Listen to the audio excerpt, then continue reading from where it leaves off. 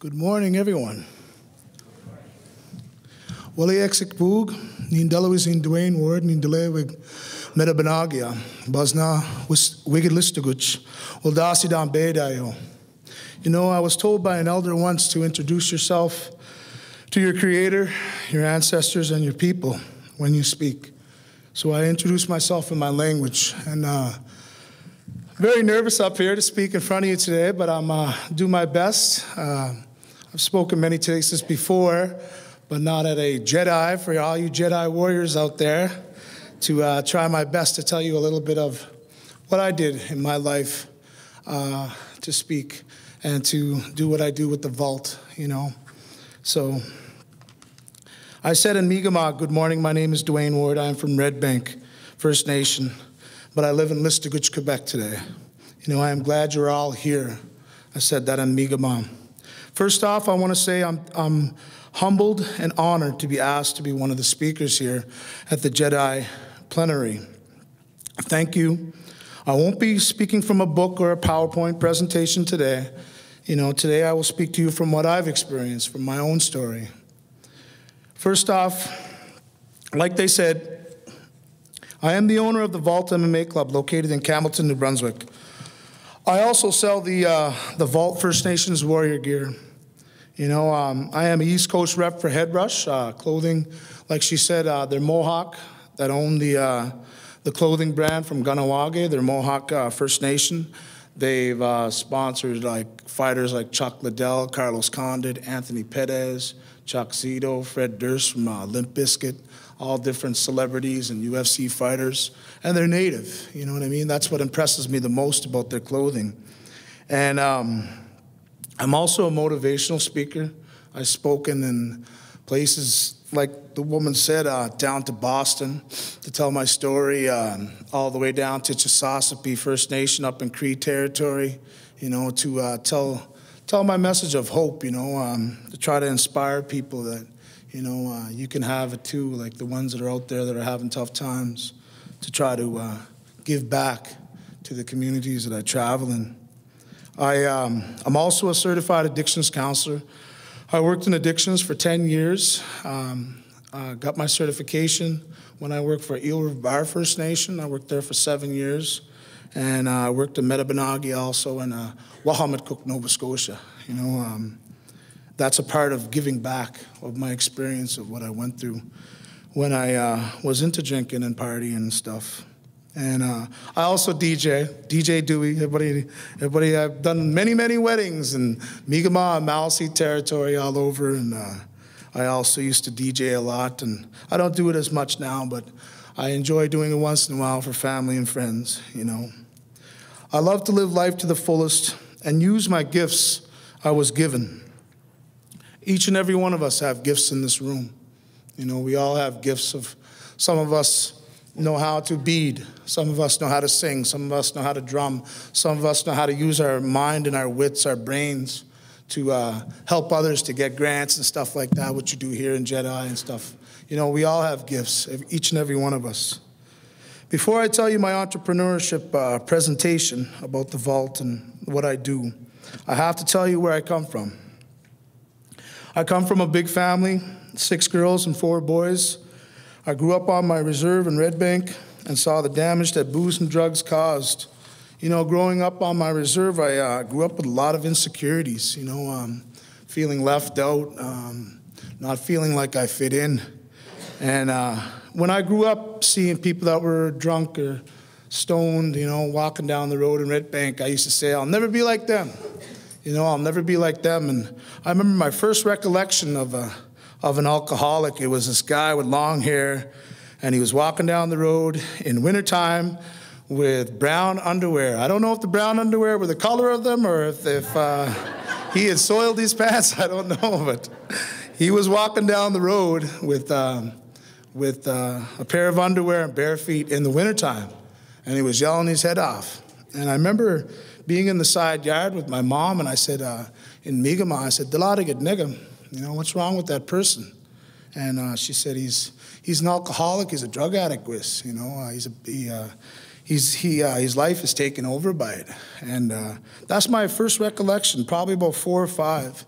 you know, and I said I wouldn't be like that, and I grew up to be like that and worse, you know, I do believe.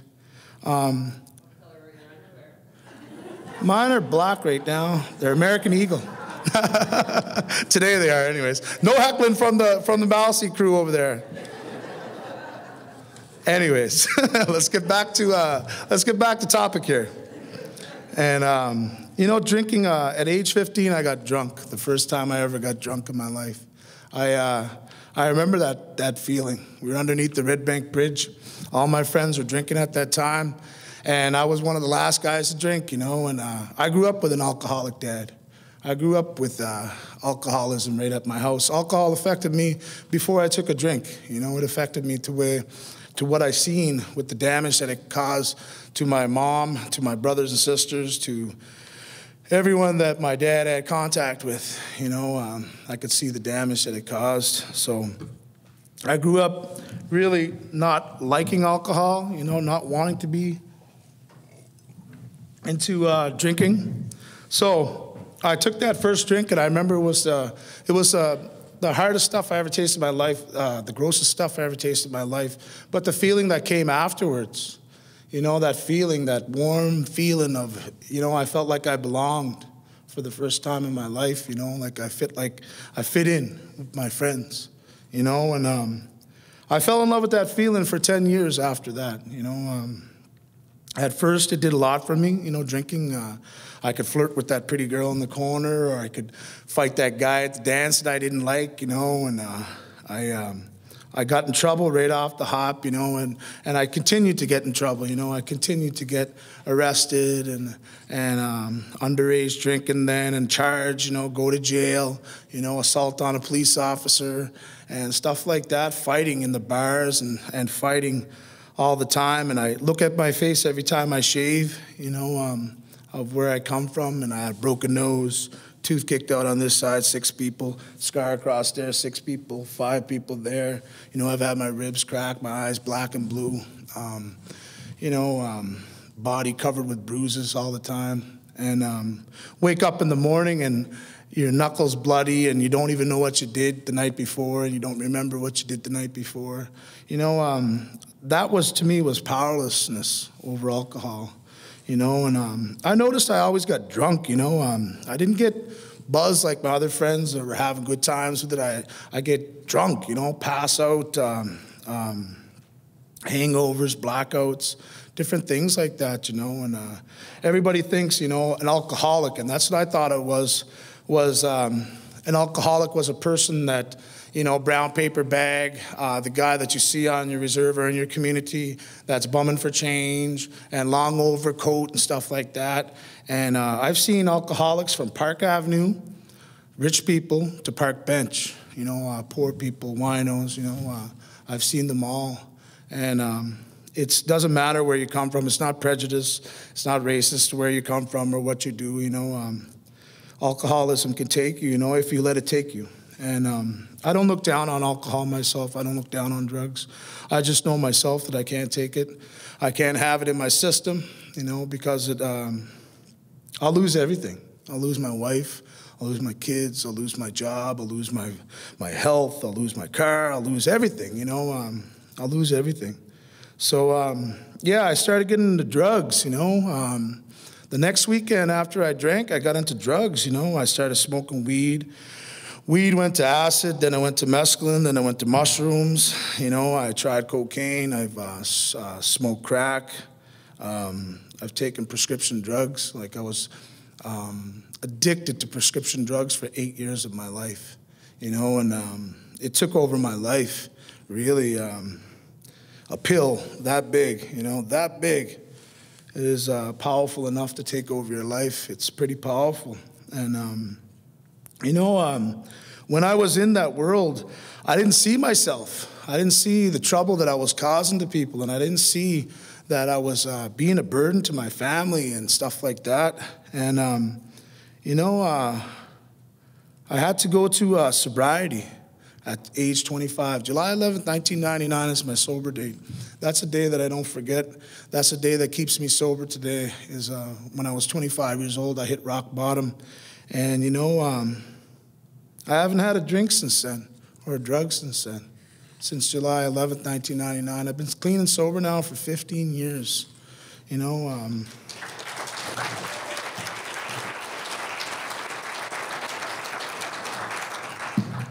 And it was the hardest thing that I ever did, you know, by far. I fought tough guys in my life, and that was by far the hardest thing that I ever did in my life, was to get off prescription drugs and get off the drinking. And I quit smoking 10 years ago too also. And it was not easy at 25 to be sober in my reserve in Red Bank. You know, everybody else was drinking and partying. And I used to see my friends calling me over, come on over, Dewey, you know, drink, have a drink. And I could hear the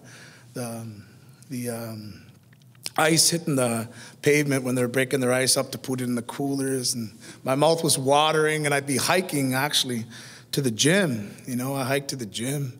And that was one of my biggest things that never let me down, was always training, fitness, you know, being in shape, living a healthy lifestyle, you know, because I see my older brother with his friends working out in the yard when I was younger, and I used to look up to these guys, and I wanted to be like them, you know, and I still train today at 41 years old. You know, I love training. I love pushing my body to the limit, trying to be better than I was yesterday. Not better than anybody, but better than I was yesterday, you know, and it's a big part of my life. And I would hike to the gym, and that's what I would do. I'd hike in minus 25 weather, plus 25 weather, winter, rain, snow, and I would go to recovery meetings, you know, 12-step meetings. And I traveled everywhere to go to sweats and sacred ceremonies that our people carried, you know, today I'm very proud to be First Nations. Today I'm very proud to be Mi'kmaq, to be Olnu. And I'm not scared to say it today. When I was 25, I was scared to say that, you know. Today I'm sober for a few moons, you know, and I'm proud to say I'm Mi'kmaq, and I'm proud to say I'm Olnu. And I started doing motivational speaking, you know, all over the Maritimes, you know, speaking at schools, and I've spoken in jails. You know, I spoken in a jail just 2 weeks ago, you know, just to talk to the guys that are inside that, you know, you can change your life around. It doesn't have to be that way, you know, and I believe that I try not to judge, because I was that guy that everybody was making fun of back when I was young, you know, and I was drunk and stoned and passed out at the party and fighting and blood on my face and doing stupid things, you know. I try not to judge those guys that are drunk or messed up on pills or anything like that, because I was in those shoes before. You know, I know what it's like to be the reject of society, you know, to be ostracized from society. You know, I started as a youth intervention worker when I sobered up for 4 years. I did that for 4 years. And like I said, like, I've been to all these kind of conferences, not exactly with JEDI and stuff, but, you know, health conferences, sacred ceremonies, circles, and all this stuff is all a combination of what I've experienced in my life to make me become who I am, you know. So all these conferences and workshops have helped me. You know, I worked as an addictions counselor for 10 years. You know, through sobriety, I met my, I like to call her my dream wife, you know, Nicole Metallic. She's from Listigoot. She's a teacher. She's a beautiful woman inside and out. You know, I always had a crush on her, and you know, she didn't want to give me the time of day. I don't blame her either. I thought I was Tupac Shakur when I was young, standing at a bar. Hey, what's up, fool? What's cracking, man? You know, I thought I was Dr. Dre when I was in my day, you know, and I was just a guy with a goatee and a bad attitude and bad reputation, you know. So I married my wife, Nicole. We've been together now for 10 years. And I have a stepson named Evan. He's 24 years old. And I have a daughter named Eden, 6 years old, and Everett, 4 years old. So I have beautiful children, you know, that I love with all my heart. And I never had kids before I sobered up, you know, before I sobered up. So these are the things that, you know, in my sobriety that are not triumphs, but they're my good things, my blessings, you know, that I've received. My parents both passed away, I got to be there when they both said their, when they both took their last breaths, and I got to be there sober, to be respectful to my mom and dad, to show them that their boy changed, that both of them said that before they passed away is, I don't have to worry about you, Gwis. You're going to be okay. I think that's a dream that I could say to my kids, if my time comes and I have to enter the spirit world, that I could tell Eden and Everett and Evan, I don't have to worry about you guys. You guys are going to be okay. That's all I could ever ask from my parents, after all the pain I put them through with seeing me as what I was. And then I got to see my dad with 8 years of sobriety. I got to hang out with him. He became my best friend. My mom, same thing. She passed away 2 years after my dad, so it was, that was the hardest thing in my sobriety to go through. I've been to 10 UFC events, Ultimate Fighting Championships, I love the sport of mixed martial arts. I loved it when we were kids, watching it, growing up, watching it. And I was always intrigued with the art of combat, fighting and stuff, I just never had the chance, and I was drinking and drugging and partying to focus any of my efforts into that lifestyle, So, I traveled to 10 UFC events, and I hooked up with Head Rush, East Coast rep, and my friend, he was a Mohawk, he met me, and he said, hey, Dewey, next time maybe you can come to Vegas with us and be security for us, for Head Rush.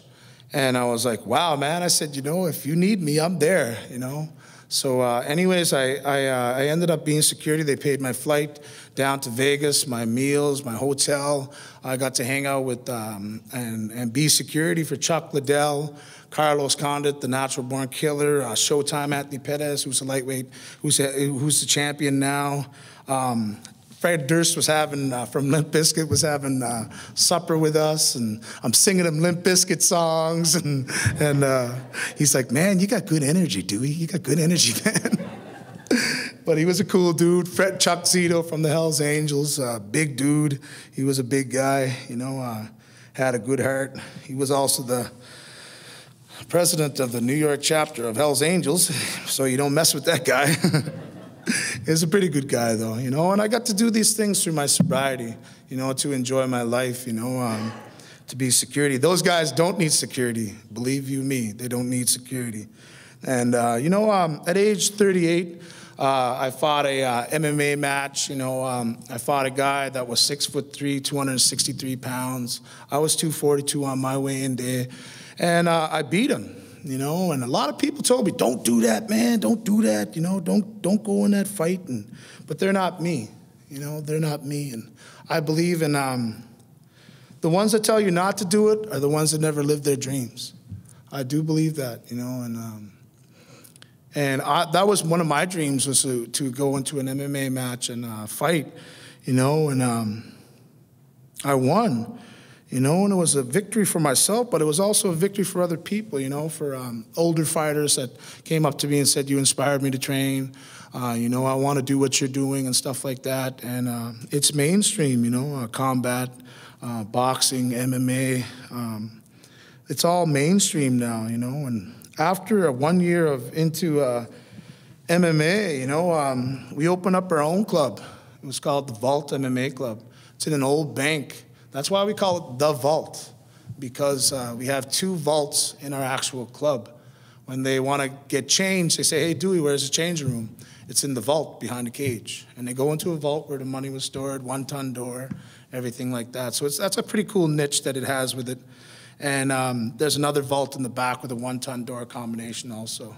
And my buddy Jesse, he has 21 boxing matches and 7 MMA matches. And he was Golden Gloves boxer.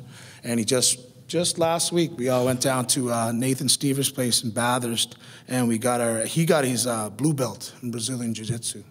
So he has the more experience than I do. I'm one of the motivators, one of the trainers there also, I love the sport of MMA, sweating, working out, the intense lifestyle that it puts onto you. Not too many people can live it, getting kicked in the face and getting punched in the face and your arm bars and chokes and you have to leave your ego at the door, because being defeated is not it's a lesson, and the same thing with me. I had to wave that little white flag when I sobered up, to say I surrender, to actually win this battle that I'm in. At our gym we train, we have octagon cage, we have an octagon cage, we have sparring ring, we have mats, Muay Thai bags, lots of extra strength and conditioning exercise gear. We train Muay Thai, which is the sport from Thailand, the national sport, which involves knees, elbows, punches, kicks, and foot sweeps. And we do Brazilian Jiu-Jitsu wrestling. All this was done without grants. I never went to grants. I never did a grant. I worked as an addictions counselor, and I worked my butt off, and whatever little money we made on memberships, we would buy equipment, and we just keep doing that and just keep doing that, and we did it without grants. A lot of businesses have grants. We never started with no grants. We wanted to see the sport of mixed martial arts in Campbellton, and we wanted to bring that sport to the small community. And we did, and I'm very proud of that, If you want something bad enough in your life, you're willing to go for it, So with the vault and the head rush clothing, this is one of my, this is how I started out. It says I wanted to buy clothing for our members, to get them to wear the Vault MMA Club and to rep it, They were asking me, hey man, when are you gonna get T-shirts and hoodies and, different things like that. And I was like, I don't know, and insecurity. I think everybody that goes into business is a little insecure if there's going to be a market there, if there's going to be, something that someone is going to buy something off you, And I remember I started off with a $400 order, and I bought a bunch of T-shirts, and the next day I was pretty near sold out, from my friends and family that had bought the clothing. And I started noticing a trend with my clothing that it wasn't people that just were into fitness, It wasn't just people that were into MMA, They were just doing it to support me and supporting who I was as a person in Native communities, going to different communities and speaking all over in Mi'kmaq, Maliseet, and Cree territory, and I noticed a trend there, and I started getting a lot of good feedback. I sold out of the back of my seat of my car. I sold out of the trunk of my vehicle, going res to res, hitting up welfare day, family allowance day, hitting up all these days that natives would ask me to come on that day, and I would go there, and I'd sit in a parking lot for 3-4 hours, and I still do, I still do. It doesn't bother me to be in the front lines, to be into business, And I traveled everywhere. I had a knack for this, and to be a people person. Being into DJing, being into addictions, being into youth counselor. All these things all helped me to make that next step up into business. And I got to network with a lot of different people from different reserves. I went to powwows. Powwows were big for me. Native events. I sold at MMA fights, at stores, at gyms. I've been to Eskasoni, Nova Scotia, and down to Big Cove, to Burnchurch, to Tobic, to Cree Nation up in Chisasipi, and, all over the place. And I received a lot of support, and I came from humble beginnings. I think that's what helped me the most, is to come from humble beginnings. Nothing ever was handed to me in my life. I always had to work for it, My logo of my club, of my clothing, is passion, heart, and drive, PhD. My buddy Shane said that one time. He said, hey, Dewey, get that PhD. I said, hey, man, that's cool. I like that PhD, passion, heart, and drive. And, you got to have passion in your heart to reach for your goals, for your dreams, You got to have heart to fulfill it, to keep going. And you got to have, the drive, those things in life, you need to be successful. And I found with Head Rush, they had fortune favors the brave, death before defeat. And I saw all these clothing companies with their own logos and sayings. And that's why I came up with that logo, Passion, Heart, and Drive. Because my life has been about that, about passion, heart, and drive, about fulfilling a lot of dreams that I never thought that I could have, And I put on the back, once I started with Native, putting First Nations warrior on the back, that was a big thing for me, because I believe as First Nations, we're all warriors. We have that warrior blood in us, from elders to kids to females to males. We have that warrior blood inside of us. And that's why I love it when I meet a person at a powwow and they say, Dewey, man, I put on your sweater, your hoodie today, and I felt that Native pride, and I walked around the mall and I got a lot of compliments on my hoodie, and stuff like that. Or I trained because of you today, because I put on your hoodie and I felt like I had to do something active. That just humbles me when I hear stuff like that. I had a lot of challenges and setbacks, and I never gave up. I try to promote fitness and Native pride through my clothing. I do believe that our ancestors as Native people weren't allowed to show their Native pride. They weren't allowed to show their Native pride in schools, residential schools. Being First Nations, they weren't allowed to speak their language or take part in their culture or their ceremony. So as a Mi'kmaq in 2015, I can show that pride, that Native pride, and I'm allowed to do it. But my ancestors weren't allowed to do that, So I do it almost to show that Native pride. That's why my prints are big, and there are always headdresses on them, and something that's Native. That's when a Native wears it, they know, that's another Native. Hey, man, that's cool, That's what I do it for, is to show that Native pride. My clothing humbles me, and I see people in Australia, people in Scotland, England, some people in the USA, Hawaii. I just sent this package 2 weeks ago to an MMA fighter in Texas, New Mexico, all of Western Canada. There's people in Ontario, out west, that wear my stuff, and all over the Maritimes. And it humbles me, the support that I receive. And I got a lot of tips from other businesses and vendors. Other businesses and vendors gave me a lot of tips on how to sell, on what to do. I listened. I took my best ones that I needed, and I used them for myself. Appearance is very important when you're in business. Don't go up to a sales event in your pajamas and hair back and stuff. I always say, you're behind your product. Myself, I always sell my product. I wear my clothes every day. I was teasing my buddy Keith that he wore a nice suit, yesterday. And I was telling him I was just going to wear my T-shirt, but I opted for the sports jacket. But that's my uniform every day, my clothing. And it's because I stand behind it. Advertising, Facebook, social media. There's so many free ways to get out your lifestyle, your clothing, your business. There's so much free advertising out there, it's unbelievable. I got business cards made. Next step, hopefully, God willing, will be an online site. Business tips is to be positive, outgoing. You can't be a mean, negative person when you're in the people industry. They're not going to come back to you for business. The difference between me, too, with my clothing is that I live that MMA lifestyle. I train it. I sparred just on Saturday 6 rounds, with 2 guys that are in their 20s, and keeps me young. So with motivational speaking, it was a chance to give back. I always say if I help one person, then I did my job. If I help one person. I got to travel everywhere to speak at schools and youth events, jails, addiction awareness weeks, conferences, workshops. I do believe it takes a whole life to build a reputation, and one wrong moment to lose it.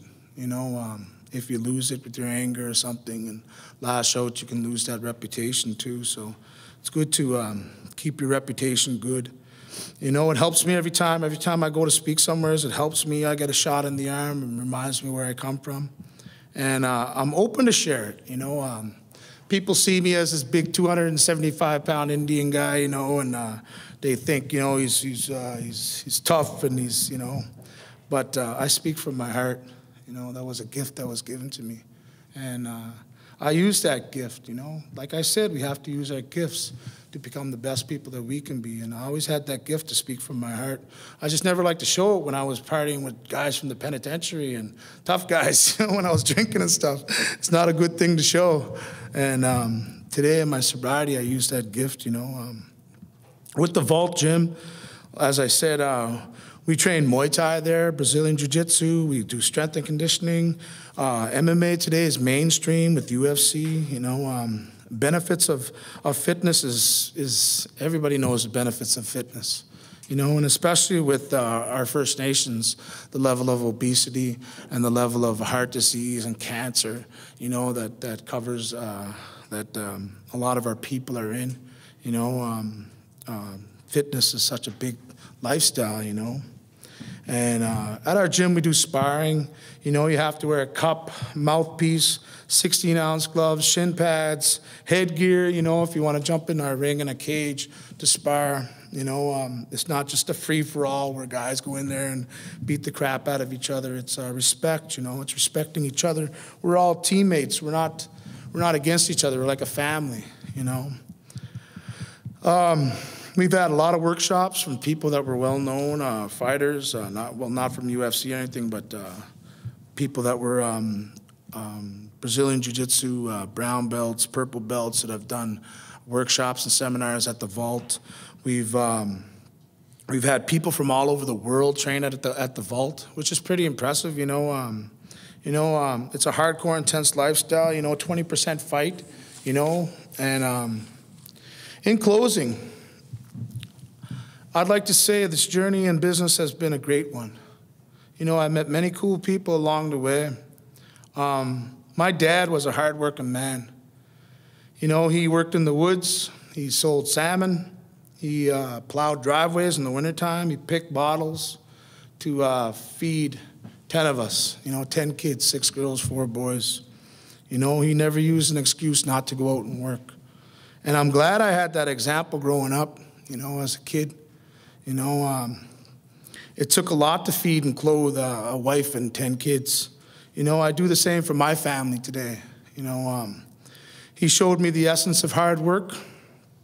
You know, and I know if him and my mom were alive today, you know, that they'd be proud of me, you know, the person that I am and what I'm doing for my family. You know, and I started out with humble beginnings, no grants, just doing what I love to do. You know, and I just want to show that it can be done. And you will get out of your business what you put into it. It's the same with my training, with my sobriety. If I only give a little in my training and a little in my sobriety, that's all I'm going to get back is a little. And it's the business. If you want your business to thrive and succeed, you have to be willing to go out there and get it, you know. Success doesn't come to you, you know. You have to be willing to go out there and shake hands and meet people and network. And I traveled everywhere. It's all over in Mi'kmaq, Maliseet territory. You know, I've been everywhere, you know, that's the tip of Cape Breton Island, you know. Seeing the Vault and all the reserves that I travel in, I go to powwows all the time, and then I see all my clothing, you know, it still humbles me. I'll say, hey, nice hoodie, you know, and that person will turn around and they'll be like, oh yeah, you're that guy, you know, and you know, I put in my time. I never gave up my dreams. I try to stay positive. You know, I try to be respectful in my actions. You know, I don't give up. You know, I'm just a guy from Red Bank that worked hard, you know, and had a dream. And, you know, I never wanted to give up on my dreams. You know, I never wanted to give up on what has been giving me back so much. You know, I get to give back, you know, and through my life, with all its ups and downs and all the different things that I faced, you know, I can say now that I'm very proud of all the things I've done in my life, you know, all the things that I've got to see. And I'm only 41 years old, and I still got a long life ahead of me. I don't consider myself a success story. I don't consider myself better than anybody. I don't consider myself, I'm just a guy that likes to work hard, sober. I love training. I love my family. I love my wife and kids. It's given me a life second to none. I wouldn't trade all the money in the world. All the oil fields in Texas can't buy what I have. And success isn't about having money or big cars in your driveway or anything like that. It's about being happy. And you can be happy and also have those things in your life too. With as long as you remain humble. Am I done the 20 minutes yet? Okay, I'm sorry. I got long-winded. I got diarrhea of the mouth. I run off of the mouth sometimes. But I could talk forever about trying to motivate people. But I believe every one of you guys that are here today. I see the motivation that you guys have. I enjoyed last night being at the banquet and rubbing elbows with everybody and talking to people. And somebody said, man, I was picking the guitar and singing and acting foolish and doing crazy things at the end.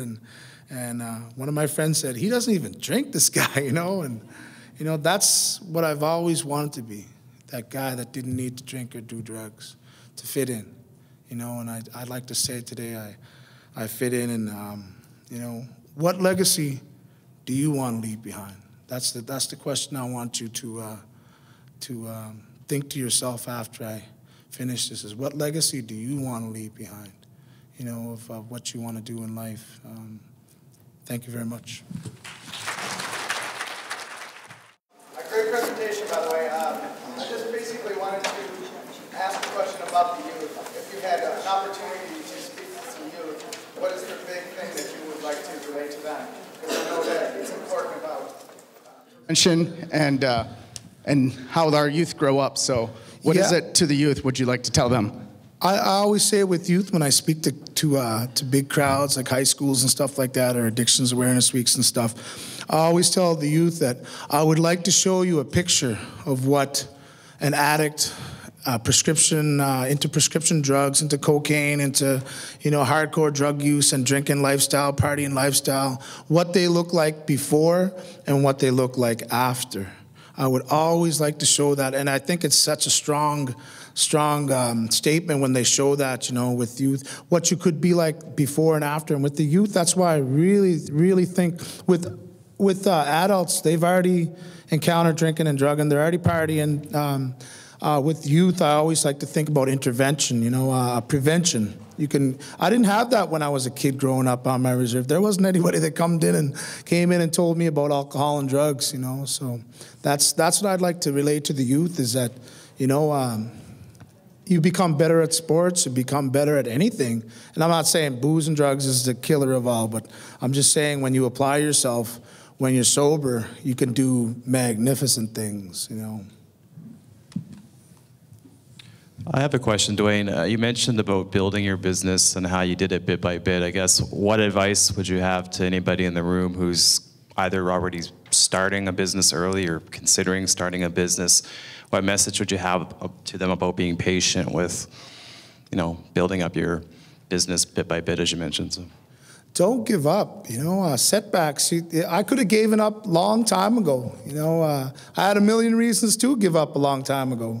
And I don't think, I think patience, there's always that picture that I see, that motivational picture of two people in that cave, and they're digging a tunnel, and they're almost at the end of the tunnel.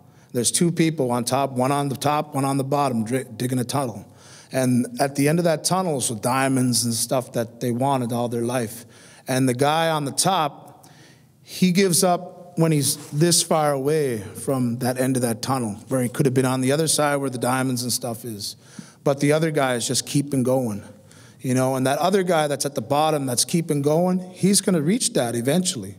And that person, don't be that person that gives up and throws down their pickaxe, their hoe, and says, I can't do this, I can't, it's too much, because you never know, I like that saying in recovery is, don't leave 5 minutes before the miracle.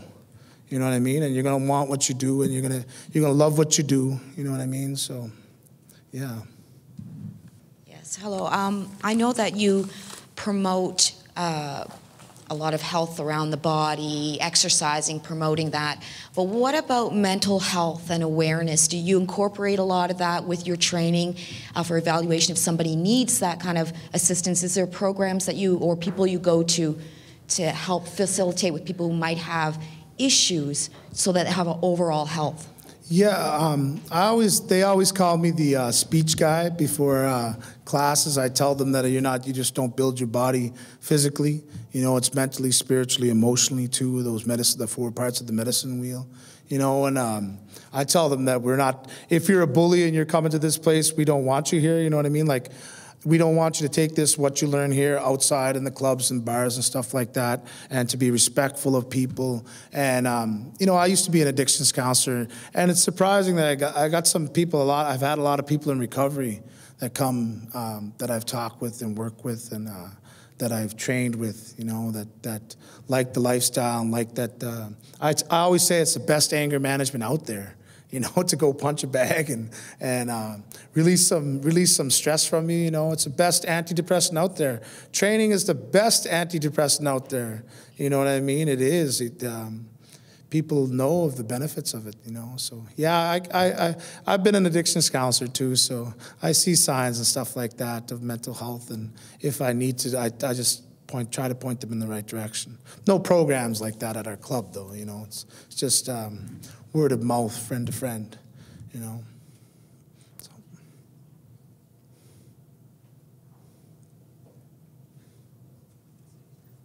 Anyone else?